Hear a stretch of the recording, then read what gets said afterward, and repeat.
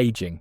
It's the clock that never stops. For women in dating, it's not just about getting older. It's about watching value slip away in a market that worships youth. Society tells her that every year past 25 is borrowed time. The peak hits around 30 to 35, when biology and social pressure collide. Her fertility window narrows while men her age date women a decade younger. She feels invisible at bars where she once turned heads. That's when panic sets in. It's not vanity, it's survival instinct. Here's what you do. You make her feel timeless. You notice things beyond her looks, her laugh, her mind, the way she moves through the world. You compliment her in ways that have nothing to do with age. When other men chase 23-year-olds, you show her that maturity is what you want.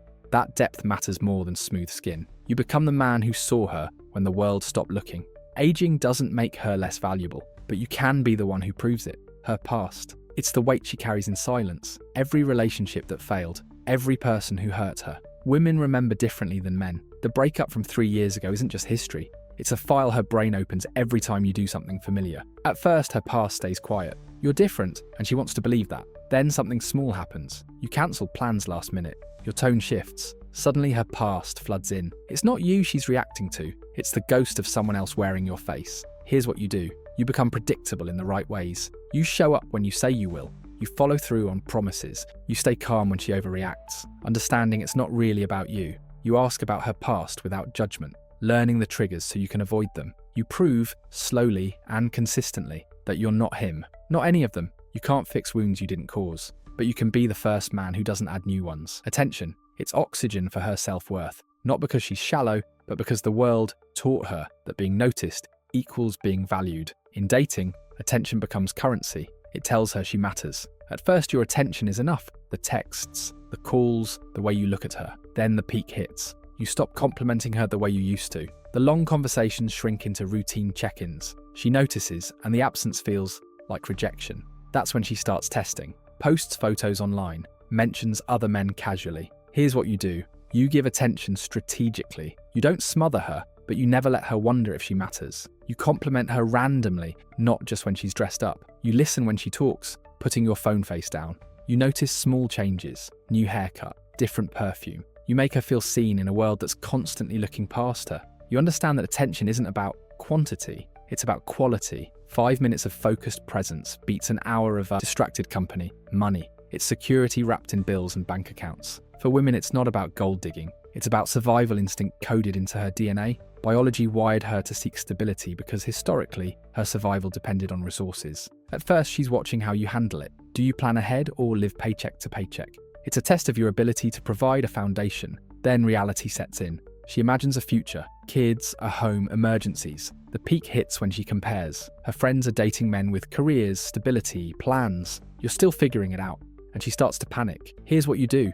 You show her a plan even if you're not rich yet. You talk about goals, savings, career moves. You demonstrate financial responsibility. You pick up the check sometimes, not to show off, but to show you can handle it. You invest in yourself, your skills, your future. You make her see that you're building something, moving forward, not standing still. She's not asking for luxury. She's asking for proof that you won't collapse when life gets hard. She doesn't need you to be wealthy today. She needs to believe you won't be broke forever. Money doesn't buy love, but showing you can handle it buys her peace of mind. Being ignored. It's the slow death of connection. For women, it's not about needing constant interaction.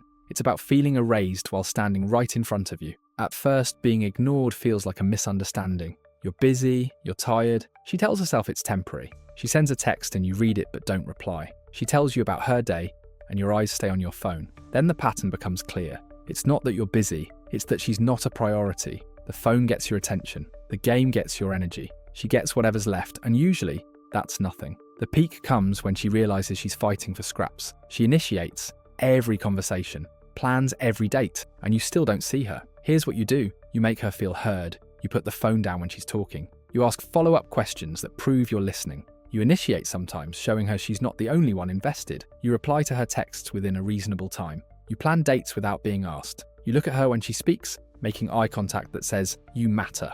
You understand that presence without attention is just two bodies in the same room. Over time, she stops fighting for your focus because you give it freely. Some women explode, demanding the attention they've been denied, but you never let it get there. Being ignored doesn't just hurt her feelings, but being seen makes her yours. Insecurity. It's the voice in her head that never shuts up. It tells her she's not pretty enough, not smart enough, not enough. And in dating, that voice gets louder because now she has something to lose. Insecurity doesn't start with you. It started years before, built from comments, comparisons, and a culture that profits from her feeling inadequate. At first, she hides it well. She laughs off compliments, downplays her looks. You think it's humility, it's actually disbelief. Then you notice the cracks. She asks if you think other women are prettier. She checks your likes on social media. She compares herself out loud to your exes. The peak hits when her insecurity turns into accusation. She doesn't trust your words anymore because she doesn't trust herself. Here's what you do. You compliment her consistently, but specifically. Not just, "You're beautiful." You say, "I love how your eyes light up when you talk about your work." You avoid commenting on other women's looks, especially around her. You reassure her without making it feel like reassurance. You show her off proudly in public. You introduce her with pride. You make her feel chosen, not just for now, but permanently. You understand that her insecurity isn't about you, but your consistency can quiet it. Over time, your steady validation becomes the foundation she builds confidence on. You can love her completely, and she'll still struggle to believe it, but if you show it in ways she can't deny, the voice in her head gets quieter. Insecurity doesn't need evidence, but your consistency removes the doubt, jealousy. It's fear dressed up as anger. For women, it's not about being controlling, it's about protecting what she's terrified of losing. When jealousy arrives, it arrives fast. She sees you talking to another woman, and her stomach drops, laughing a little too hard, leaning in a little too close. At first, she tries to control it. She tells herself she's being irrational, but the fear doesn't listen to logic. It whispers that she's replaceable. Then the questions start. Who was that? What did she want? How do you know her? The peak comes when jealousy turns into action. She scrolls through your phone. She shows up unannounced. It's not love, it's panic. Here's what you do. You create transparency without being asked. You introduce her to female friends proactively. You mention other women in context that includes her. Sarah from work mentioned this restaurant. We should try it. You keep your phone unlocked, not because she demands it, but because you have nothing to hide. You set boundaries with other women that honor your relationship. You don't entertain flirting. You don't maintain emotional intimacy with exes. You make her feel secure, not through words, but through actions that prove loyalty. Over time, her jealousy fades because you never give her reason to doubt. You understand that trust is built in small moments. She's not scared of other women. She's scared she's not enough to make you stay. But you show her daily that no one else compares. Jealousy doesn't protect relationships, but your faithfulness does. Loneliness, it's the empty space beside her, even when you're in the room. For women, loneliness isn't about being alone. It's about feeling alone while being with someone who's supposed to fill that space. At first, loneliness is just a feeling she can't name. You're together, but something's missing. The conversations feel surface level. She reaches for connection, and you give her presence, but not depth. Then it becomes clearer. You're physically there, but emotionally elsewhere. She talks and you nod without listening. The peak hits when she's lying next to you and feels completely abandoned. The person who's supposed to end her loneliness has become the source of it. Here's what you do. You engage emotionally, not just physically. You ask her how she feels, not just what she did today. You share your own thoughts, fears, dreams, letting her into your inner world. You have real conversations that go beyond logistics and schedules. You touch her with intention, not habit. You look at her like you still choose her every day. You create moments of genuine connection. Movie nights where you actually watch together. Walks where you talk. Mornings where you linger. You understand that being present isn't enough. She needs emotional availability. Over time, she feels filled by your presence instead of drained by your absence. At least alone, she expected the emptiness. But with you, she finds completion. Betrayal. It's the moment trust shatters and never fully rebuilds. For women, betrayal isn't just about what you did. It's about the story she believed and the reality that destroyed it. At first, betrayal arrives as suspicion. Something feels off. Your behavior changed. She can't prove anything, but her gut screams that something's wrong. Then comes the discovery. A text, a lie, a name. The betrayal crashes into her like a wave, drowning everything. It's not just hurt, it's humiliation, rage, grief. The peak is the aftermath. Her mind replays every moment, searching for clues she missed. Here's what you do. You avoid betrayal entirely. It sounds simple, but most men don't understand the definition. Betrayal isn't just cheating. It's lying about where you were, hiding conversations, maintaining emotional intimacy with other women, keeping secrets that erode trust. You practice radical honesty, even when the truth is uncomfortable. You honor your commitments. You don't put yourself in situations that compromise the relationship. You understand that trust is built in years and destroyed in seconds. If you've already betrayed her,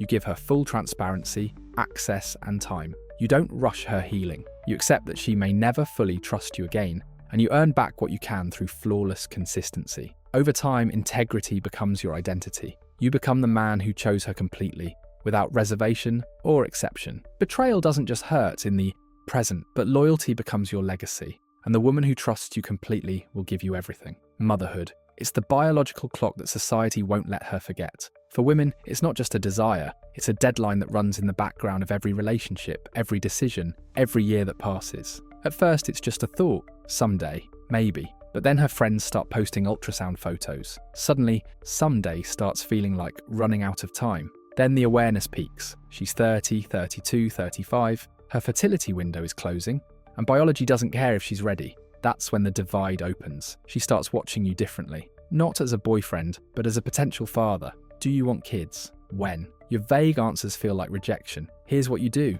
You have the conversation early and honestly. If you want kids, you say so and give her a realistic timeline. If you don't, you tell her immediately so she can make informed choices. You don't string her along with maybe someday when you mean probably never. You understand that her urgency isn't pressure, it's biology. You either commit to the timeline or step aside so she can find someone who will. If you want a future with her, you show her your father material. You're responsible, stable, patient with kids you encounter. You talk about the future in concrete terms, not vague possibilities. Over time, you become the man worth building a family with. Some women leave good men because the timeline doesn't match, but you align your timeline with hers or set her free. Motherhood isn't just about wanting kids, but respecting her timeline shows you respect her completely.